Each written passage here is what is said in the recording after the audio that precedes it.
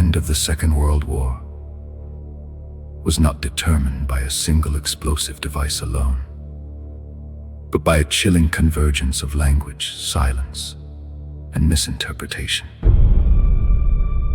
History often frames the decision to drop the atomic bomb as a purely strategic calculation. However, in the tense summer of 1945, the fate of hundreds of thousands of lives hinged on a single ambiguous word in a radio broadcast. This is the story of how a mistranslation turned a moment of diplomatic hesitation into the dawn of the nuclear age. In July 1945, the Allied powers issued the Potsdam Declaration, calling for the unconditional surrender of Japan. The stakes were absolute: surrender or face prompt and utter destruction. The world held its breath, waiting for a signal from Tokyo. Japan's Prime Minister Kantarō Suzuki held a press conference to address the ultimatum. In his response, he used the Japanese word Mokusatsu. The intended meaning of Mokusatsu is rooted in the philosophy of silence: to treat something with silent contempt, to ignore it, or to withhold comment while deliberating.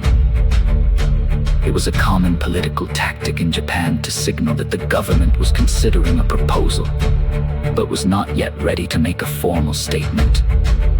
It was a stalling tactic, a way to buy time for internal consensus. However, when the word was intercepted and translated by American intelligence, the nuance vanished. The translators chose the most aggressive interpretation: to ignore or to reject with contempt. To the ears of Allied leaders in Washington, Japan had not asked for time to deliberate. They had flatly rejected the ultimatum with defiance. The subtle, deliberative silence of Tokyo was interpreted as a bellicose no. The consequences were instantaneous. Within days of the mistranslated report reaching the Truman administration, the gears of the military machine accelerated. The diplomatic window, which had been left cracked open by Tokyo, was perceived as slammed shut. The mission to deliver the weapon that would change the world was finalized. It is a terrifying realization that the trajectory of human history can be bent by the limitations of language.